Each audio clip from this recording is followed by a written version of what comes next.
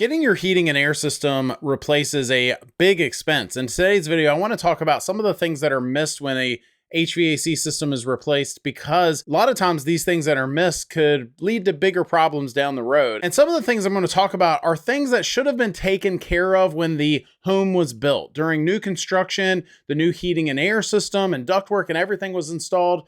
And the point here is, and this is what we're going to kind of cover with some of these, is not everything is. And sometimes you've got now people coming in the future, an HVAC technician that's now going to replace the heating and air system that's there, assuming that it was done correctly to start with, and it wasn't. So let's dive into this. The first one is a load calculation. And what that is basically someone doing the math, taking measurements of the home and doing the actual measurements that need to be done and the math that needs to be done to make sure that that system is sized properly in the heating and air conditioning mode. And what's cool is today there are programs that help with that. It's not as archaic as it once was, where you had a ruler out and a pencil and you're sitting there, using all these formulas, trying to make sure that the system is sized properly. Today, you punch in some numbers with some software, or in some cases, we did a video where you can just take your iPad or iPhone and scan the room. And now you've got programs that can tell you what that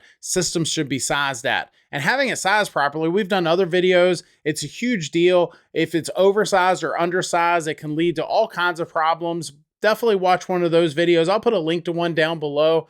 But having it sized properly is a big deal. And it's so much of a big deal that it's the first on our list. And you assuming that it was done correctly when the home was built is, I think, a big mistake. And now you've got folks then coming behind it. They're now replacing that system with another system that's now not sized properly. And that's why you continuously have problems as years go by, because one hand thinks the other hand did it right. They're assuming, they're not actually doing the proper things that need to be done. And I think sometimes just taking a deep breath, assuming that it wasn't done correctly, right? Even if the homeowner has to pay for a proper load calculation, that little bit of money could go a long way in the future. It could save you a ton of headaches and money as well. And number two is, in addition to making sure that the system itself, the system that's about to go in, is sized properly, is making sure that the ductwork that they're reusing in a lot of cases is also sized correctly. Doing a manual D is what we call it. A load calculation is a manual J. That's what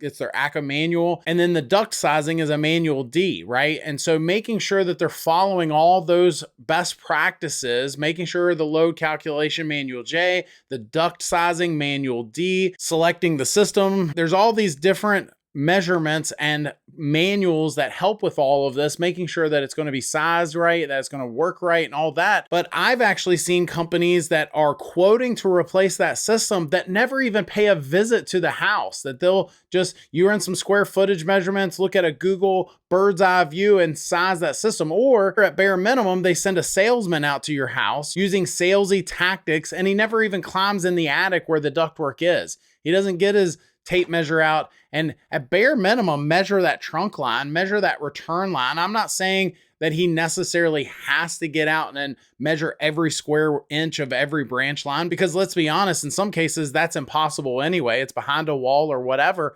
But not measuring anything, I think, is a mistake. I think they need to get up there, get their hands dirty a little bit, crawl in that crawl space if they have to, and measure a few things. I think if that salesman or HVAC technician, if they are coming out to give you a quote to replace that heating and air system, and they're there less than 20 minutes, there is no way that they are doing you right. There's no way that they're crossing all their T's and dotting all their I's and making sure that you're going to have less problems in the future, because there's just physically no way for them to do some of these things. There's not enough time for them to properly do it. Yes, it's kind of a waste of time for a technician or a salesman to take the time to do all these things and still not get the sale.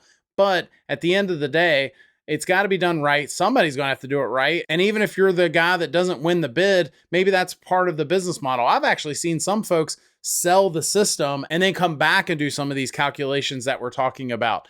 I always thought that was kind of putting the cart before the horse. How can you actually properly price and sell a system if you don't actually know the size system that you're going to put in there? But at least they're doing it right. At least they're going back and then making sure everything is on the up and up. I always thought that was interesting, but I can't fault them on that, because at the end of the day, the next guy, the cheap guy, is not going to do any of those calculations to start with. And they're the ones that give us all a bad name. Number 3 on things missed is a lot of times folks are reusing what's there. So we already talked about reusing the ductwork, but they also might be reusing the gas line, the flue vent. If it's an air handler, they're simply reusing the electric wiring going to that system. And in some cases, they're also reusing the drain and the drain pans that are there. And my recommendation has always been, even when I was selling them and also when I'm telling folks watching this right here, and that is, I think everything should be new that can be new. So if they can replace the line sets, if it's running through a crawl space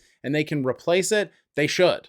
If it's running through a wall all the way to the attic and you can't easily do it, well, that's a different case. But as far as those drain pans and drains go, simply just removing the old air handler or furnace and reconnecting to it, in some cases, I think is a mistake. There's all kinds of safety devices now that can be added. Having a float switch on the drain itself, having a float switch on the drain pan, making sure there's an overflow drain, all these different things. I think it should be noted that yes, you're replacing the system, but I think it should also be priced up front. If they're giving you transparency, and they might be a little higher in price, but they'll tell you why. Hey, this drain needs to be done better. We don't have good fall over here. I need to add a P-trap. I need to have a float switch here. Whatever it is, they should be able to make a good, transparent case. And yeah, they're in the business to make money, but if they're being transparent about that, that's who you want to do business with. You want somebody that's going to do that job right, so you're not having problems years later down the road where you have water coming through your ceiling because that drain was just simply, reused, and that drain pan is now rusting out, or it could have been done better. The point of this entire video is making sure somebody is going to do it right. Let's do it right. Take the time to do it. Replace that drain. A lot of times it's just PVC. Cut that thing off, re-glue, re-plumb it back to the new system and do it right. Let's make sure that things are done right from this point forward. It doesn't matter what was there in the past from this point. Number 4 is some of the accessories that go along with some of these heating and air systems. A lot of times it's missed entirely. They could have added surge protection, or they could have added indoor air quality products. Maybe they could have added that humidifier or dehumidifier to help that heating and air system obtain better comfort and cleaner air in the home.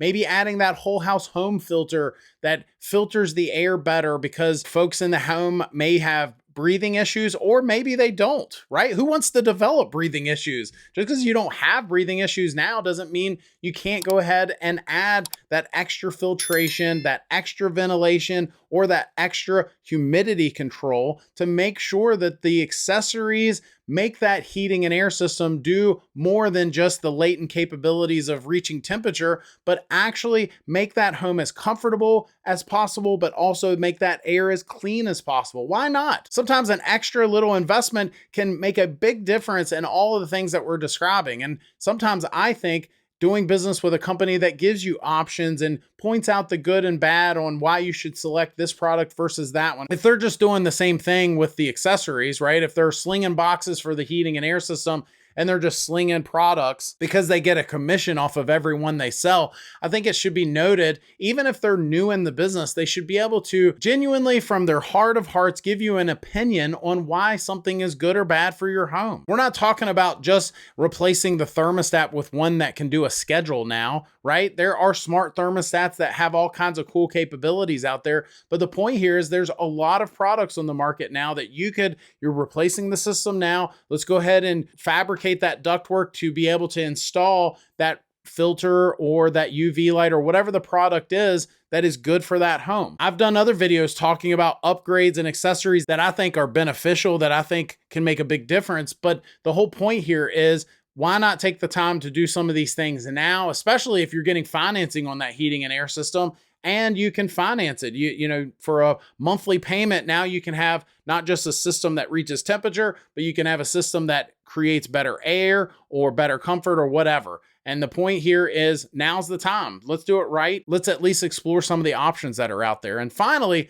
number 5 is less about the physical system that's being installed and more about your protection. And so some of the warranty programs that are out there, some of the labor coverages that you can look into, I think it's a big mistake and something missed a lot, is folks don't look into all the options that are out there on things that they can be protecting themselves for a year down the road or even 5 years down the road. Yeah, maybe that little part is covered, that little metering device, for example, is covered, but the refrigerant that's now got to be replaced, the labor to put all this in, and the materials to braze that little part in there can make a big difference on the price that you get. Even though that $150 part is covered, now you've got a $2,000 bill to install it. And that's the point here. Looking into some of these programs that are out there, we've highlighted some of them on our channel, and I think some are good and some are bad. Doing your homework, maybe even Googling what they're offering if that contractor's offering something. I've always been a big believer, if you find a good company that is offering something in-house and they've been in business for a while and they've got a great reputation, then that is probably the better way to go. Instead of some weird schemy thing that you can buy online, let's get something through the contractor that's going to be taking care of you for years to come. They're going to maintain that system, and you chose the company that gave you the warm fuzzies, because yes, that's possible. There are good people out there even in the HVAC trade. This is obviously a big deal. I could probably talk about this on plenty of videos covering all the things that are missed. I'd love to hear your thoughts down in the comment section. Did something get missed when you had your last system replaced? Leave me a comment and I'd love to see that. That said, if you like this video, I think you'll like this one too. It's where I talk about a buyer's guide that can help you save lots of money. Thanks for watching. Hit that subscribe button for more HVAC tips. We'll see you next time.